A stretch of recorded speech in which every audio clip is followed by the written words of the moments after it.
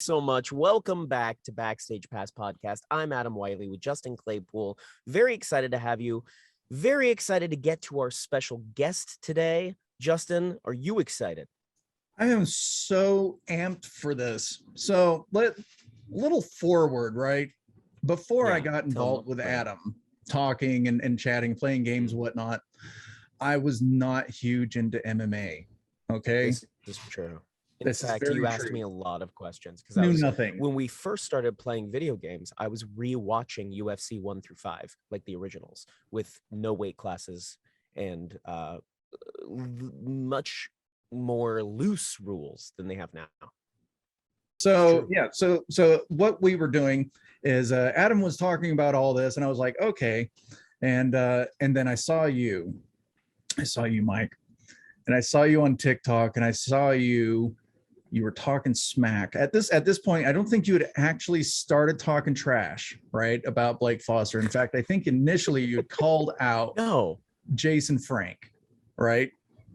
And the funny thing is that Jason Frank is actually in your corner now. But so I started watching UFC, and I watched your fights, and I was like, holy crap, this dude's got some skills. Like, I would not want to be hit by one of your flying Superman fists in the face. And so I was just watching, and I got more sucked in, and I'm like, Adam, this is awesome. And then Adam just went off. He's like, yes, it's so much fun. Well, the funny thing about that is that I didn't even really call out Jason David Frank. I think what ended up happening is I found out he was an MMA fighter. I was an MMA fighter. And I think I just posted a picture, and I was like, hey, fans, who do you think would win this fight? And of course, everybody picked Jason David Frank because he's the most popular Ranger out there. And then that's when sort of Blake came along, and he was like, hey, man, why don't you fight me? And I'm like, okay. I mean, you're like 250 pounds and 6'2", but yeah, sure, let's do it. We met up for sushi. We chatted about it a little bit, and so you guys met up in person? I had no idea. That's crazy. I took a trip to Los Angeles to like meet my family and stuff. I was like, let's meet up. Like, are you serious about this? Let's meet up. And then we met over with his management, and everybody just seemed on board. And then, of course, a whole bunch of chaos ensued thereafter, the pandemic being, of course, the biggest one. But finally, the contracts are signed. We're less than 50 days away, 6 weeks from the September 18th fight. Red Ranger versus Blue Ranger. You're never going to see two Power Rangers fight in real life, man. This is so true. I mean, go ahead. I'm so excited about this fight and about having you. This is, in fact, Big Bang Michael Lasky here with us. So excited to have you, man. I'm really excited. I've been interested in this for a long time. You and I have a history because we both grew up acting. We both do acting still. You have also your teaching school in Utah, the Ranger Academy, and all these things. I also grew up acting with Blake, as you did. So I've known Blake for a long time too. And when he became the Blue Ranger, I had a visceral reaction to it. And I'm going to kind of explain why. He was one of those kids for me that just always had a really punchable face. There were those kids you grew up acting with that you just went, I really want to test your skill because I don't believe you for 5 seconds that it's real. I don't know why, but it just was always that for me. I also grew up a martial artist as you did. Right? That says a lot, though, right? It really does. In the acting community, because we're all liars to a certain extent. So we have to be. When someone's like that extra layer. Yeah. He always rubbed me negatively. And I was like, why didn't I go out for it? I'm also a martial artist. Why couldn't have I been a Blue Ranger? Mom, all of those things. And I understand why, as an adult, why those things work out and all of those things. As a kid, you're just like, I want to do everything. Right. So the fact that you're actually getting to punch him in the face in the real life, I am living through your fists. I like Let's it. just put it that way. Adam from Backstage Pass is living vicariously through my strikes and my kicks. I'll take it. I am great. the spirit of young Adam Wylie in that cage. I am so happy about it. It's not even it's funny. so true though, because you guys shared, well, Adam shared some stories, and Adam's like, yeah, he does have a very punchable face. I'm like, let me see what this guy looks like. I'm like, oh my god, no, I get it. All right, I understand. It's like the cockiness. Yeah, that's really what it is. So I just can't. Yeah, I never could. I couldn't as a did. kid. I can now. Yeah, I did research, and I was watching. First of all, I was watching your fights, Mike, and during this whole development of what I've been doing to understand what you're doing, right? I had to watch your explain a lot fights. of stuff to him. Yeah, there was a lot. But I was looking for Blake's. I didn't see any. From my you're hard pressed to find it, aren't you? Yeah, it's not there, and I've been looking everywhere. And so, I'm really curious, like, as far as your side of things, like, you are a 5-time MMA champion, right? You have gained weight for this fight. You're up, 30 pounds? So you've gone up in your weight. And from my understanding, Blake's had to come down quite a bit. And then I understand that Blake's got some basic like martial arts, like karate and whatnot. But what he doesn't have grappling. He doesn't have that ground game that you have, that you've developed over years. So I'm really wondering why he's so cocky. Good Lord, because at this point, come September, he's going to be maybe a year into rolling. And everybody's cocky, and everyone has a plan until they get punched in the face. That's really that's really what it comes down to. The fun thing about this fight, in my opinion, first of all, I come from a shoot and catch wrestling background. That origin in those martial arts are a bunch of carnival barkers. So the idea of a smaller guy fighting a bigger guy is always good. The fun thing about MMA in general, though, is that it's anybody's game at any minute. And that's why I think it's a good matchup for MMA. If this were boxing, if this were wrestling, if this were just submission grappling, I see me just clearing the floor with Blake either way. The fact that MMA can be, there are so many upsets in MMA for a reason. Tiny gloves, one hit, and you could be done. And that, I think that's what Blake definitely has in his corner. I'm not one to talk up my opponents, but he is a big, strong dude. He's 6'2". He's going to weigh in at 205. You follow him on social media. He's got muscle. He's got some technique. As a kid, he was a full contact karate fighter, which are talented people. So there is stuff to be careful of. There is stuff for me to approach tentatively.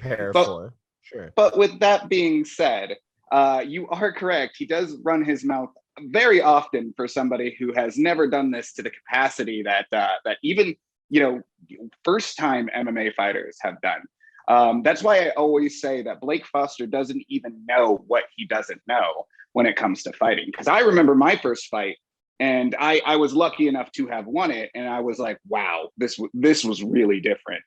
And 30 years into martial arts. So I think that he's going to be up for a rude awakening. And I think if I execute our game plan appropriately, you're looking at the Rumble of the Rangers champion. The fight posters just came out, and the whole venue is called Rumble of the Rangers, which I think is fun. Wow, that's awesome. Really where is the venue in Salt Lake?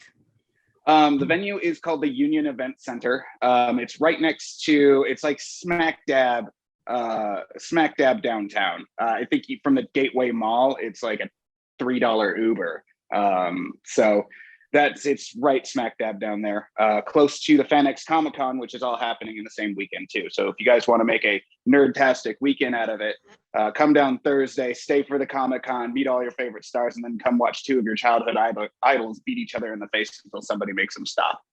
I'm there. But what's great about this is even when you can't go to Salt Lake, you can also watch it on pay-per-view. This is being broadcast live over pay-per-view, correct? Correct. Yeah. So, I think the link is probably in my TikTok bio. and the live ticket links are on my Instagram bio. But yeah, they're going to be broadcasting this over an online pay-per-view. So anybody who wants to see it anywhere in the world can see it live. Well, I'm really hoping to fly out there myself. I know Justin is going to be there. I'm chomping at the bit. It is going to be really great. I'm very, very, very excited to not only see you in action, but hopefully see you in the real life and get to talk with you, not just on a computer screen. I understand that there are a lot of things to prepare for when you're fighting someone who's a technical martial artist, and he is. Blake is a technical martial artist, but full contact sports, especially martial arts, it is in a sense controlled. There is a different preparedness when you are fighting in a cage and no one is really saying point, separate. There's a momentum that builds. There's planning and strategy. You are right. It is a one punch knockout kind of game to a degree, and can be, especially with someone who is big and strong. The training for that, game plans are very important to execute all of those things. What's your training look like preparing for this at the moment? So we're about 6 weeks out right now. So we're knee deep in fight camp. So it's about 2 hours a day of training above and beyond my teaching and technical work. It's also an hour a day worth of recovery training, because you have to recover the body enough to be able to smash it again the next day. So you're looking at fight camp through the week being about 3 hours of work a day. And then Friday and Saturday hit, then you're looking at more or less 6 hours over the course, or 10 hours over the course of those 2 days. And then Sunday is I'm not a religious man, but it's God's day. So we just lay it down and take all day off. So we're going pretty intense. There's a lot of grappling going on. There's a lot of stand-up going on in the sense of peekaboo style boxing and taking angles nice and hard. Because like we say, we don't want to get accidentally caught with any of those errant punches. I from personal experience, I've lost to people whom I thought that I was more talented than and better as a fighter. So we don't want that chance to happen again. So we're approaching this very seriously. As I tell everybody, I'm training to fight Francis Ngannou from the UFC, and Blake Foster is going to show up that night. But I'm looking to beat high caliber people. I'm training as if I'm beating high caliber people, people who are 10-time, UFC champions. And or current UFC champions. Current UFC champions, exactly. So I don't know what's going to happen with this fight, so that's why you prepare for everything. I know what I'm good at in MMA is finding out where people suck and then dragging them there. So I wouldn't be surprised if this does go to the ground. I'm pretty partial. In my mind, I've been pretty partial to submissions lately, because I do feel like Blake Foster is the type of person where if I do knock him out, he's going to call it a lucky punch. If the referee does stop it due to ground and pound, he's going to say the ref stopped it too early. For me, I think the best way to win this would be to force him to tap and tell the entire world that he gave up. So if I can make that happen, I think that would be the best way for him to come out of not to be able to come out of this fight to give some sort of excuse. I know, Mike, you've got an entire training team behind you. I know Blake also has an entire training team behind him. I've seen some of his camp. I've seen and done research. He's brought in some UFC MMA experienced fighters, but they're not his experience. You have your own experiences, you have your own fighters, and you're sparring with an amazing partner. As soon as you mentioned the name, I was like, oh, damn. Yeah, that's a good fighter. Yeah. Well, the having experience within the training program is finding coaches that not only push you, but also speak the same language as you. And we're not talking, obviously, English, but we're talking people who motivate your specific skill sets. It feels like Blake kind of went down to the first MMA academy that would train him for free. Whereas I kind of built a team of people over the course of the last 8 years that I get along with and understand how to handle me at my very best, but also how to handle me at my lowest when I'm feeling insecure or when I have negative self-talk. I'm training with Aldo Oriega Striking Systems up in Layton, Utah. It's about an hour from where I am. I'm going down there 3 or 4 times a week. And it's he's just right around the corner from me. Yeah, so that works out perfect for you, right? You should come down and train, bud.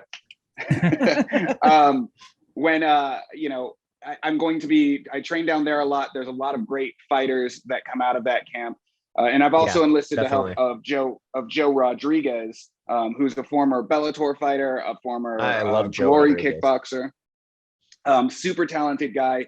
And the best thing about him is that he is the exact size of Blake Foster. He's got the same arm reach, got the same height. So we're sparring together as much as possible. That's going to help me get used to the length and getting through those punches and stuff. So I think that my experience goes beyond just the cage into training camp environment. And I think that's going to prove very valuable in the end too. Absolutely. I've seen some of Joe's fights, and he is an excellent, talented striker, very, very talented fighter. So that's very smart to be able to train with somebody who is so similar to your opponent and everything. How has, have you found that your stamina with the weight gain is the same? Is it more taxing on your body? What have you found with the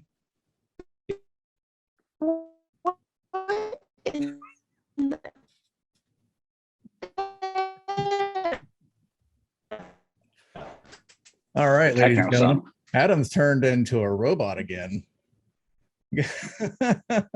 So I think what he was asking is it more taxing on you? Because I essentially kind of had the same question, because your normal was like 175, your normal fight weight, and you're what, over 200 now, which is that's a big weight gain. Is it really taxing on your body as far as your cardio and everything from the weight gain, or are you finding it to be an advantage?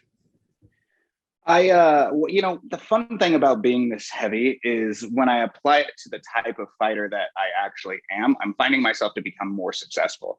I have a really kind of hips in dominant style of wrestling, and having so much more weight on top of me allows me to impose much more strength and velocity on the people who are beneath me. So from that respect, I'm finding myself a stronger wrestler, and I'm finding my strikes hit hard. I'm right here. Am I not here? It's the ghost of Adam Wylie. Hold on. I'm not even going to edit this. It's just going to stay me. Oh, poor Adam. So you were. Well, in regards to weight and cardio, I'm finding that my specific style of wrestling tends to bode very well with the type of weight that I've put on. I tend to be a very dominant style wrestler, rain punches from the top, and push through with my hips in a push down kind of energy. So from that respect, it tends to work really well. Oh, Lord. If there are any spirits in the room, let yourself be known. If you can say Mike's name, let us know. So, all right. Well, we'll pop back to that. I hate you so much, Justin. But I can see. You can see us. Nothing's happening from my end. Mike's name has changed for me. I've been able to see and hear you. Literally nothing changed. Okay. Yeah, so, you guys have every once in a while looked like you have seen a ghost, and I kind of don't understand. Here, let me try. I think what happened is my phone's overheating. Probably. I think that's what happened. But it's not saying that it's overheating. So I'm going to try to get some air on it. All right. Hold on. So it's all good. Hey, Mike. Well, we I have think Adam had a question we for have you. plenty of video. Yeah. Hi, I heard your answer. So that makes a lot of sense that you feel more powerful because you have a lot more to work with, I would assume, and a lot more control. When you are a heavier weight, especially wrestling, you can spread it further to be able to control your opponent. That does make a lot of sense to me, to be honest. Now, cardio, on the other hand, is a bit different. I think that for me, cardio has two separate aspects, like what exactly your body can actually physically do. And then the other half is what you're mentally prepared to make it do. I've always heard this 40% rule that my father told me, who was a Green Beret in the military. And he always told me that when you are tired, that is your body giving you the warning that something bad can happen. And that's when it wants to start conserving energy. But your body is a liar because its job is to keep you safe. So when you are tired and you think you don't have anything else, in actuality, you've only expended about 40% of what you're actually capable of. And there's 60% left in the tank. So whenever I'm super tired and I'm on the floor and trying to push through, that's what sort of rings through my head in trying to make things happen, is that I still have 60% left. My body's just being an a-hole and trying to tell me to stop to preserve itself. Interesting. I had no idea. That's a very enlightening thing. How amazing for people to know. That's such great information. And to be fair, I don't know if that's actually true. That's just what he told me. My dad has a tendency to motivate. Gets you through. You know, being tired is a mental right? game. Yeah, it's 100% a mental game, and they kind of told us the same thing when I was serving, and they're like, if your body says it's tired, you can push harder. Just keep going. And so we did. We pushed. So it doesn't matter how tired you are. There's always a little bit more gas in the gas tank, you know. Absolutely. So I have a quote that I wanted to share with you. No. Yeah, he combed through Blake's social media. So Blake's been making these progress videos. I don't know what he's doing, but quote, not much. All the guys he's fought are nowhere compared to me. That's true. But at what end? Yeah, I'm not sure which end of the spectrum he's looking at on. So that's when I started looking. I mean, that's not a wrong quote, though. I gotta say. Yeah. That's not a wrong quote. He doesn't have cage experience. He has fought a lot of tournaments as a kid. He does have a school that he teaches. I don't know if he's got a school or not. That's still up in the air. That's still really up in the air. I can't really get a read on it, to be honest. There was a bit of advice from Blake Foster from the same video. Stick to TikTok, Mike, because you're great at that. But don't come at me with face, bro, because you're going down, homie. And I was rolling. Okay. Those are quotes. Man, you can tell Blake's rubbed the wrong way by my TikTok following because he specifically brought it up. You know, like when people do that, they're like, stick to TikTok. I was like, oh man, you're so jelly. That's I could totally tell. Yeah, I don't even know how to respond to that. I think that you're gonna see September 18th in the cage. The fact I'm a 9-3 fighter. I've lost 3 fights, and all of the fights that I've lost were people whom were better than me on the day, but I'm a competitor, so I think I'm better than in general. But God, Blake Foster, that's a bold statement, my man. It's a bold statement. It's a very bold statement for someone who doesn't have official cage experience and is wanting to be in an MMA fight. I feel like that's like bringing a banana to a knife fight. Very much so. As I always say, Blake is going down faster than the ratings of Power Rangers Turbo. Everybody knows that he's the worst Power Ranger. And everybody knows that he nearly ruined its 28-year franchise. He's sitting here goof talking about a TikTok following, right? That is an exact line reading, by the way. I'm the new Blue Ranger. Like you That's could a very probably play uncanny the commercial. impersonation. And thank you. I work really Good job. hard. Thank you so much. It's interesting to me, you know, Mike, you're not a big you're very realistic when it comes to smack talk, I feel. Mhm. And I think realistic smack talk is where I prefer to kind of. And we're back. Hi. You're a very realistic smack talker, Mike. And I feel like realistic smack talk is where I like to kind of live as well. To be one of those people who are just talking and biting off more than you can chew, which is what I absolutely feel Blake is doing here. It's very interesting to me, especially in a game where it's really easy to lose very fast.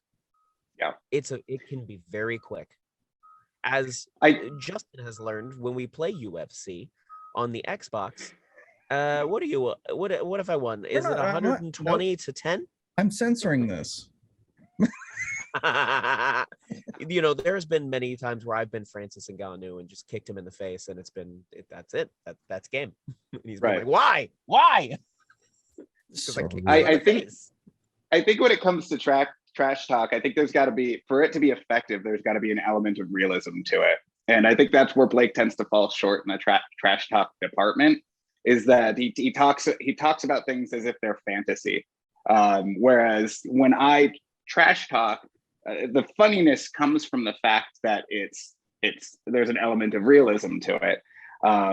But when somebody who has never been in a cage before talks a trash game in the way that Blake does, it tends to fall pretty flat. And I think that it not only falls flat to somebody like me, as in I'm not mentally worried about it. It's not changing my game at all. But I think it also falls flat with his fans. I think his fans, to a point, believe that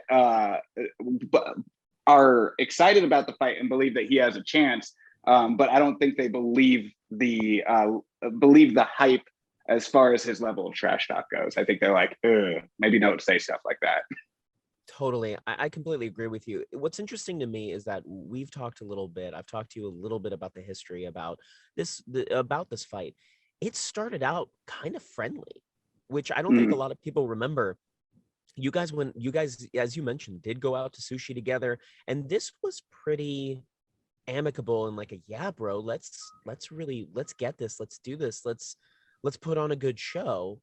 What happened? I think you're going to get two you're going to get two separate stories from this, depending on who you talk to. You're talking to me, so you're going to get my story, and I'm sure the truth lies somewhere in between. But really what it comes down to is just Blake thinking that he's more than he's worth, and him not being a team player when it came to getting it done. First, we agreed on a certain amount of money for Blake, and then I got it for him. And when I told him that I got it, he was like, "Oh no, we never had that conversation. I need at least twice that amount of money." And I was like, "Well, you said you were going to do it for this, so you're just not going to do it now?" And he was like, "No, I can't do it for that little." So I was already kind of miffed at that, like this idea that we discussed how much it was. I got it. I got sponsors to cover it and everything. And then, so I went back, tail between my legs, worked it out, razzled and dazzled. And I worked with sponsors and everything to get him the second amount of money that he talked about. Then once I secured that, he said that it was too little money again.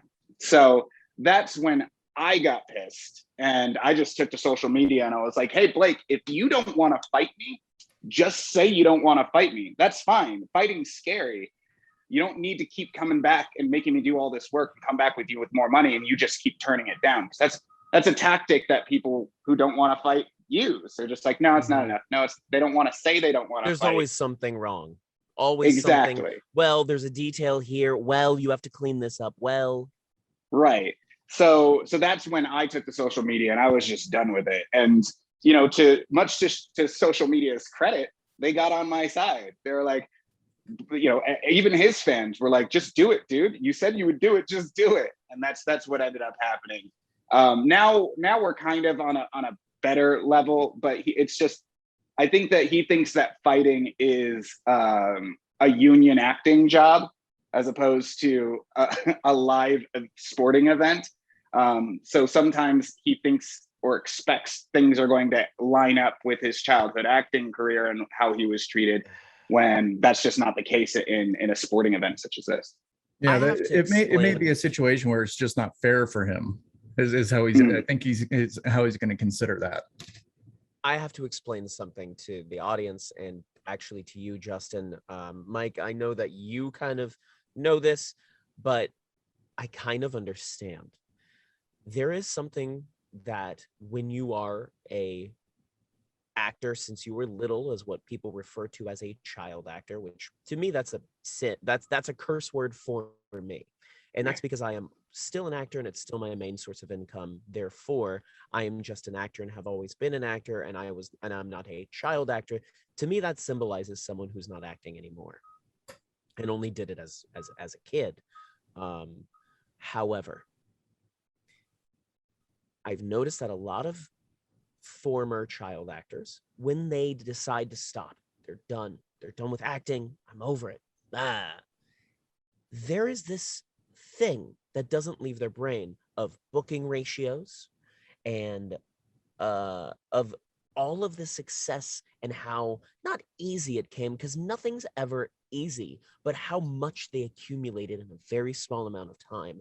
It drives this egotistical side of your brain that sometimes never goes away. I have a friend that I was best man at his wedding, and he's like, well, I could still be an actor. I'm going to get an agent now. My booking ratio was 75% and blah, blah, blah, blah, blah, and blah, blah, blah, blah, blah. And I'm like, dude, but no, you're coming into it has changed significantly since you were there. Like, that's not a thing anymore. All of those things you're talking about, they don't exist. Right. That is not how it's played anymore. You have got to adapt and move with the times. It is just such a vastly different thing now. It's not basketball, where at least it's the fundamentals of basketball. Like this isn't it anymore. There's a different style. There's a different thing. Your headshots were black and white, and you had like a mosaic of things, and that's not the thing that happens anymore. That part of it seems to have never left his brain, and that actually makes me go, ugh.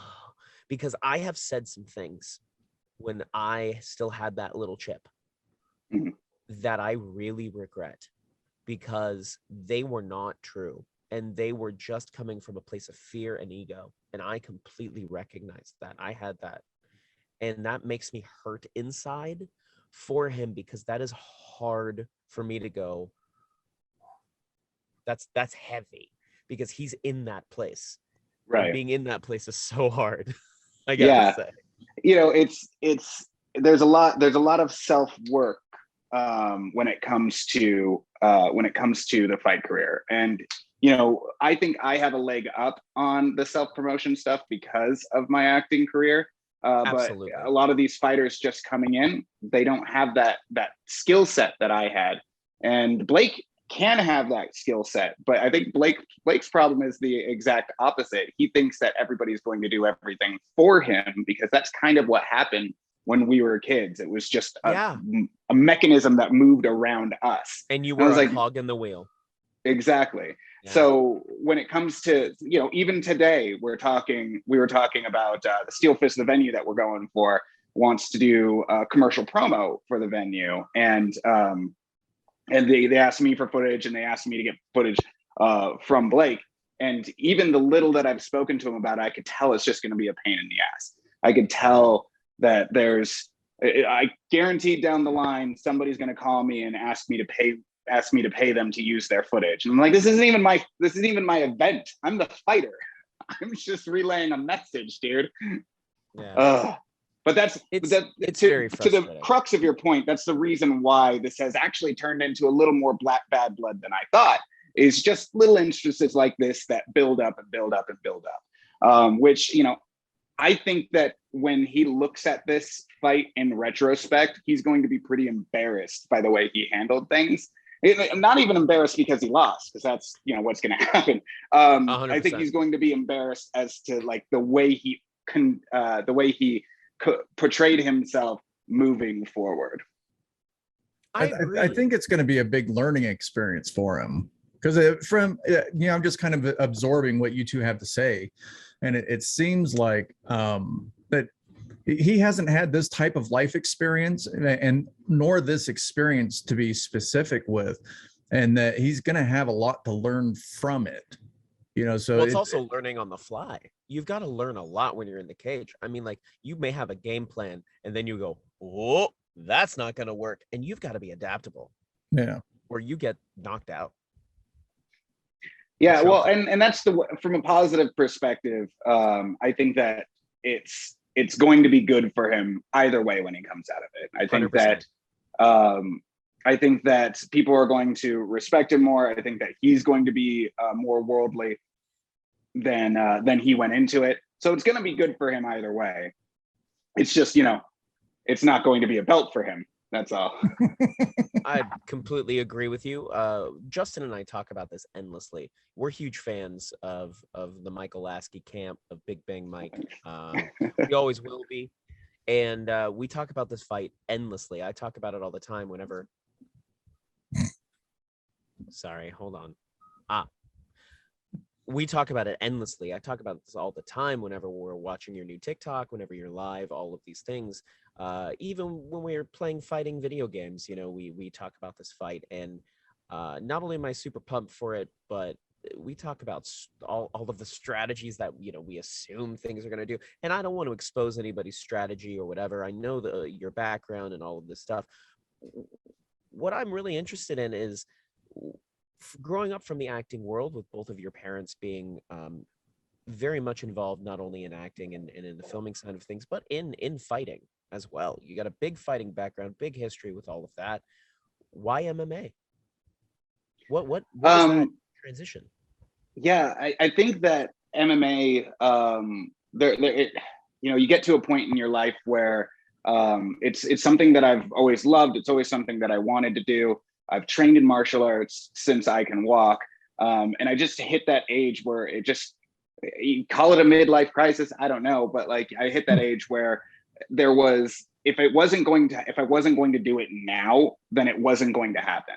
And that's an experience that I really wanted to have. What I love about modern MMA in particular is that it's kind of like the science lab of fighting.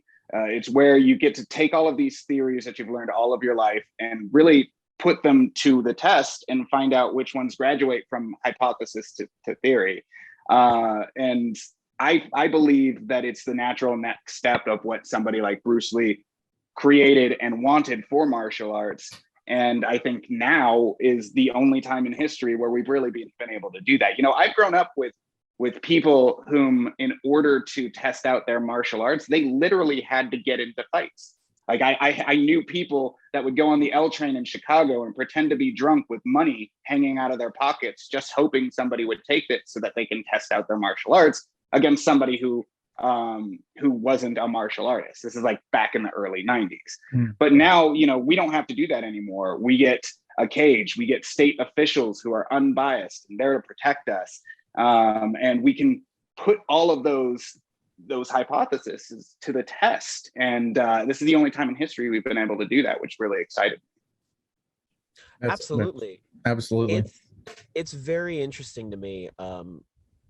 There's a lot of judgments I feel when you are a professional fighter, and you know, guys can be very cocky. Everybody thinks they can be a UFC fighter. Oh, I can't get in there because I would kill a man. Oh, come on. No, I bleed too much. My face has been broken a lot of times. I just don't like being punched in the face. Like, yeah, Justin's like, I'm a bleeder. I'm horrible at bleeding. Yeah, I've got a gigantic nose. I know it. It would break in a second. And I had to have the whole thing reconstructed and fixed. It's been broken several times.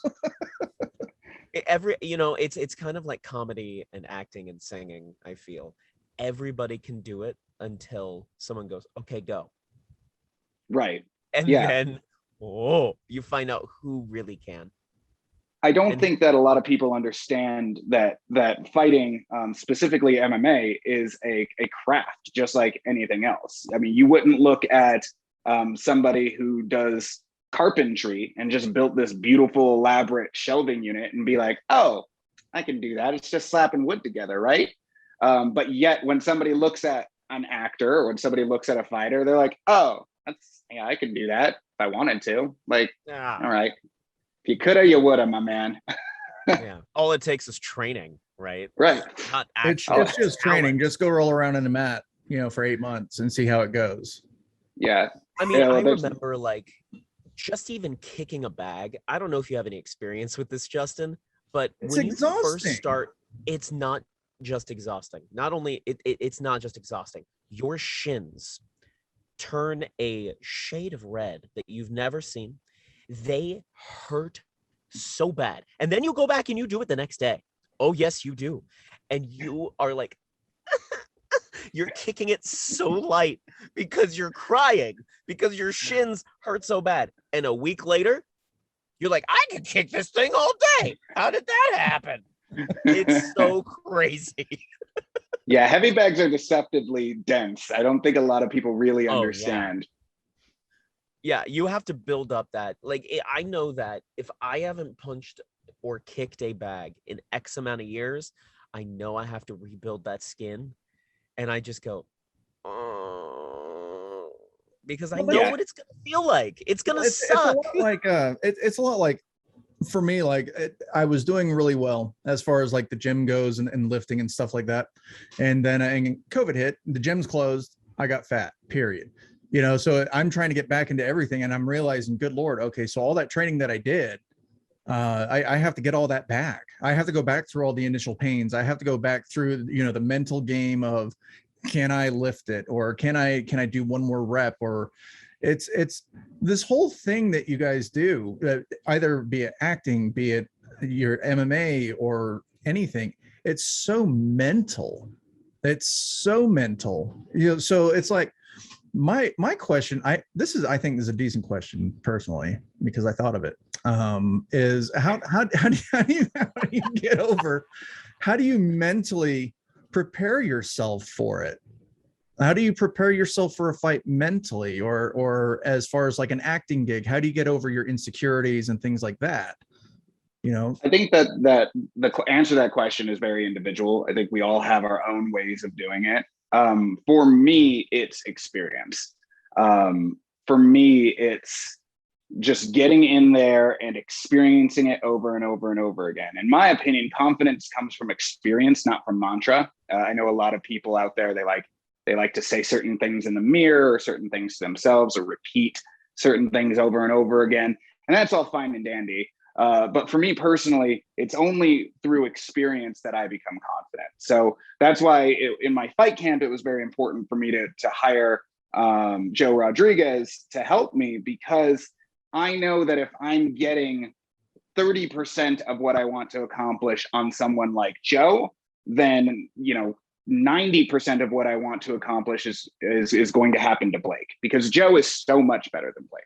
And it's only through getting my ass kicked over and over and over and over again by people who are better than me can I then show up on fight day with somebody who is not near at the level of the people that I'm training with. So for me, it's all about experience and having that confidence. And I don't know if Adam would agree or if he takes a different approach, but feel free to go ahead.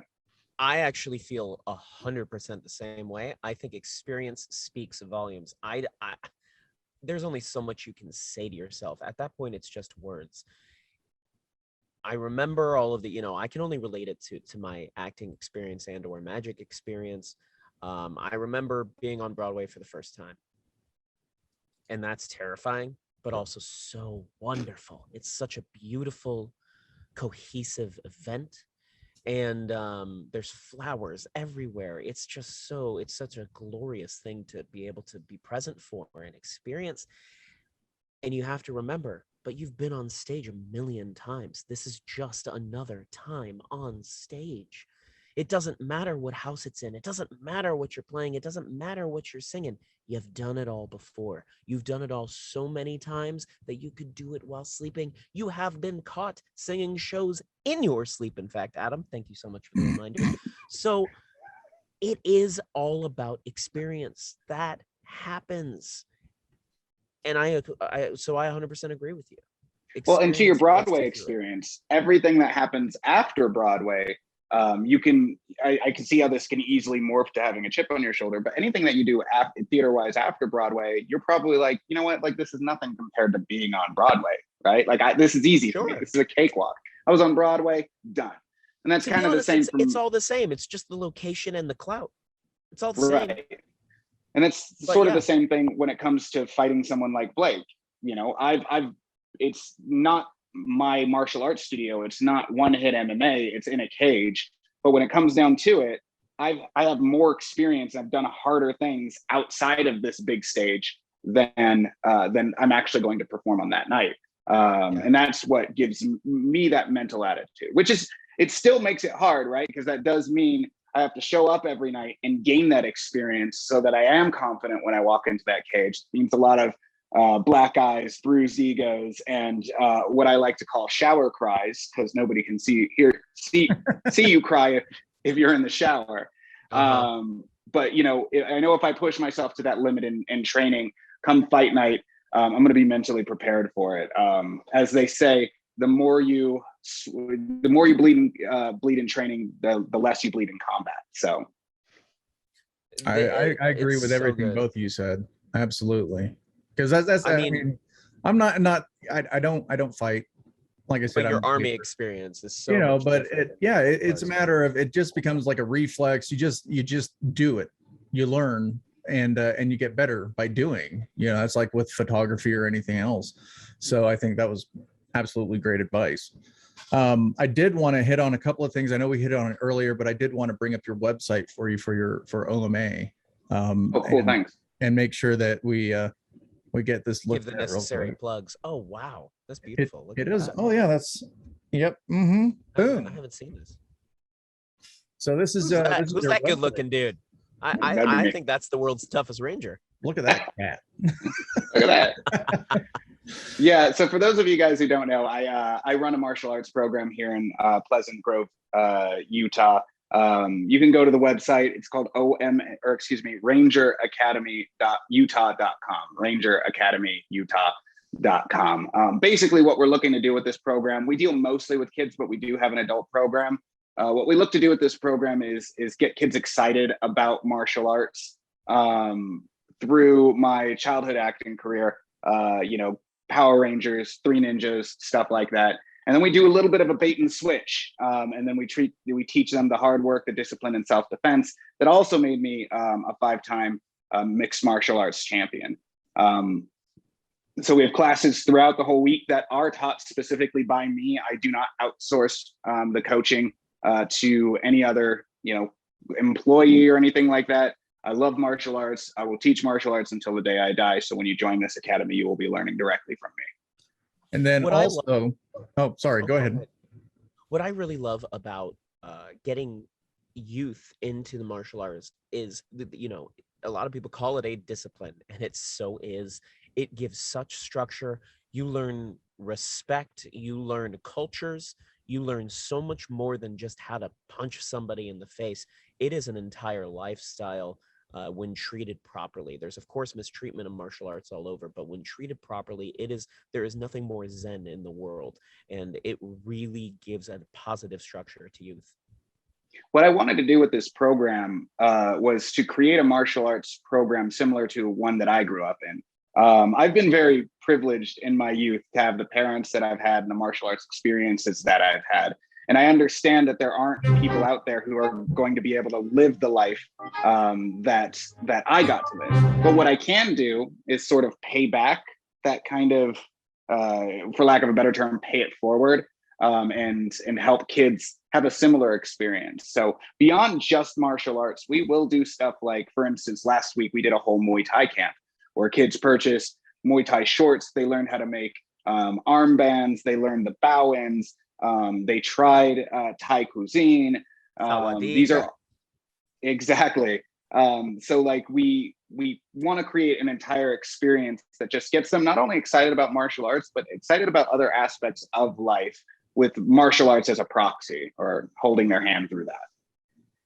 I love that. That's amazing. Justin, Yes, what sir. else was on that list, bud? Also on the list, we've got, hold on, let me bring this up. I wanted to bring Mike's Instagram back up because it does have the link at Big Bang Mike on Instagram, the link to the Steel Fist fight for the pre-order event, and it's got a big green check mark next to it. So you can click on that link and you can get your tickets there, correct? Yeah, so that would be the live tickets if you are in Salt Lake City. Or in Lake City, or planning to come down for FanX Comic Con.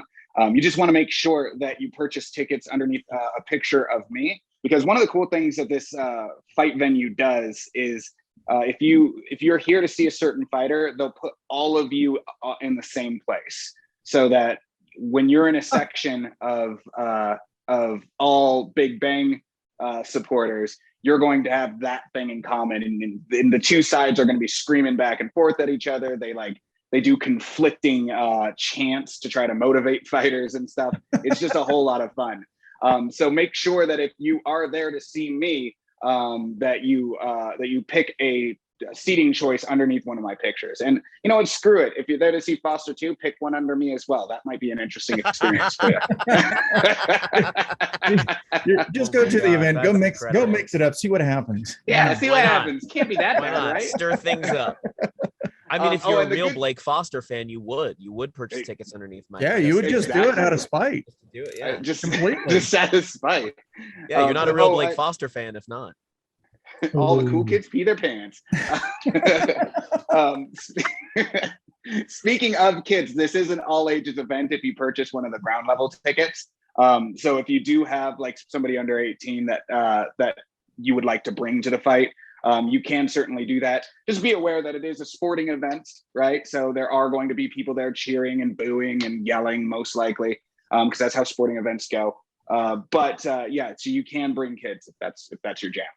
That's awesome. That's awesome. I know I'm going to be there in one capacity or another. Yeah, I'm really excited about that. So just wanted you to know, we have gifts for you. What? Yes. This is one of the only podcasts. Animated pictures? No. Actually, like actual tangible. So wow. Gift. We have sponsors, real life sponsors. The first one is going to be for Masonic Tartan Aprons, which is local here in Salt Lake. I'm a Freemason, and I've got a friend that makes all these wonderful things.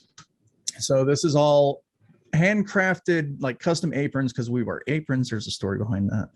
But he makes them all by hand. But more recently, he's been making cufflinks.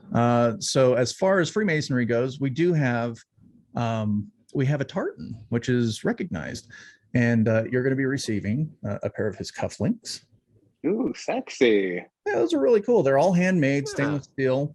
And then I'm waiting for my shipment. But we also have Miss Merita's hard slide candies. I said it right. You didn't, but that's fine. What? Hard candy slides, I believe. Sorry, Marita's hard candy slides. It is my favorite hard candy, literally in existence. Found me randomly on TikTok. I've been lucky enough to spread it to all of my friends, and Miss Merita is now a sponsor of the podcast, and is going to give you a free bottle of candy of whatever flavor you want. So go to their website, you pick out the candy, you tell us, we'll have them ship it to you. You will not be disappointed with any flavor that you receive. I recommend right now the Juice and Fruity, which is my favorite until his newest flavor that he sent me a sample of. Yeah, it's just messed up that he sent it to you and not me. Because, oh my God, I'm the fat guy. It's literally the best flavor. Fat guy's supposed to get the candy, not Adam. Sorry, man. Are you guys gonna be okay if I can't eat this for like 8 weeks? Yeah. Yeah. I mean, 100%. It's just gonna taunt me up on the shelf, but whatever. It's very interesting because I was doing a musical recently, and I was doing the same thing where I was just looking at the candy, going, "Well, see you later. I can't eat it. See you in 8 weeks, you dick. Yeah, pretty much, which is great. But you're going to receive those amazing gifts as a thank you to being on here, sharing your time, your talent, your experience with us. What really did you do to his website? It looks like I designed his website. Oh yeah, or at least that part of it. So the cool thing is that Scott's actually giving everybody giving our listeners a 10% off coupon, which I will link at the end of the video. Make sure that we got all our bases covered and everything. But this is the website. It's super easy to use.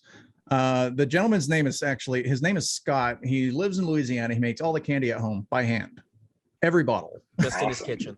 One big that's pot. Awesome. One pot, one counter, one stove. That's it. He does it all. It's like the Breaking Bad of candy makers. Yeah, yeah. I think he was trying to make. He looks one a little Walter White-ish too. Yeah, he does.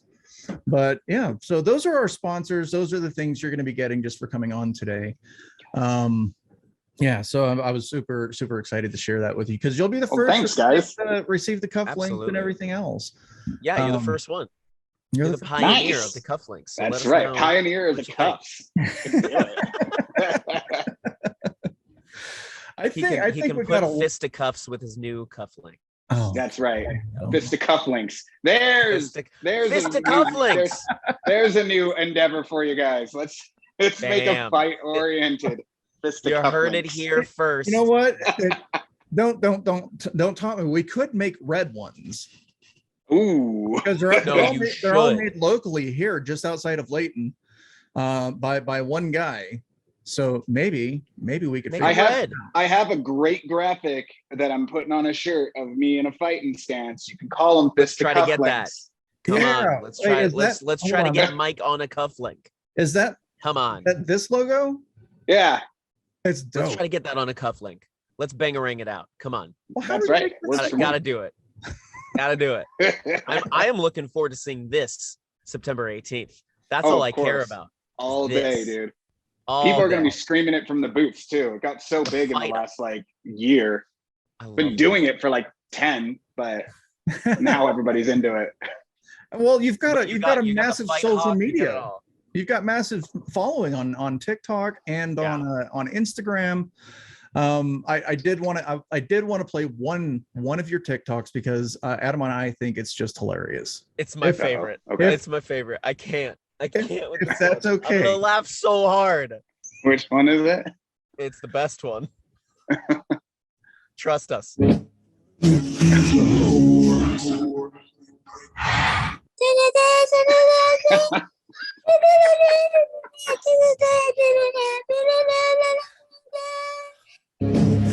Oh my god. I literally I died laughing. I called Justin right away as soon as you posted that, and I think I watched it 25 times because that's what was going on in my head doing training videos, watching both of you.